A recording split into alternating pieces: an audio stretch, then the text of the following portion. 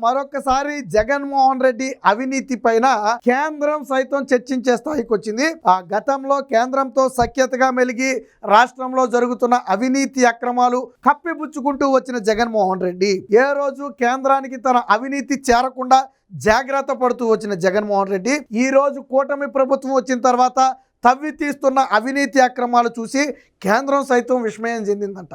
దీని మీద స్వయంగా నరేంద్ర మోదీ, అమిత్ షాలతో కూడా చంద్రబాబు గారు స్వయంగా చర్చించినట్టుగా తెలుస్తుంది. ఇటు రాష్ట్ర ప్రభుత్వాలు ఇప్పటికే అటు లిక్కర్ స్కామ్ కావచ్చు, ఇటు శాండ్ స్కామ్ కావచ్చు, లేదా ఇతర భూముల దోపిడీ కావచ్చు, వీటన్నిటి మీద కూడా వివిధ స్థాయిల్లో సిట్లు ఏర్పాటు చేయడం జరిగింది. ఆల్రెడీ ఆ విచారణలు కూడా జరుగుతున్నాయి. ఈవెన్ ఏదైతే డిజిటల్ కార్పొరేషన్ ఉందో అందులో కూడా అవినీతి అక్రమాలు జరిగాయి. సో దాని మీద కూడా విచారణ నడుస్తుంది. ఇలా మొత్తంగా జగన్మోహన్ రెడ్డి హయాంలో జరిగిన అవినీతి అక్రమాల మీద పూర్తి స్థాయి విచారణ అయితే జరుగుతుంది. దీనికి సంబంధించి ఈవెన్ మంత్రి రోజా మీద కూడా ఒక సిట్ అయితే ఏర్పాటు చేశారు. విజిలెన్స్ కమిషన్ విచారణకు ఆదేశించారు ఆడుదాం ఆంధ్ర స్కామ్ కు సంబంధించి. సో ఇలా అన్ని స్కాములు కూడా కూటమి ప్రభుత్వం ఒక్కొక్కటిగా బట్టబయలు చేస్తుంది.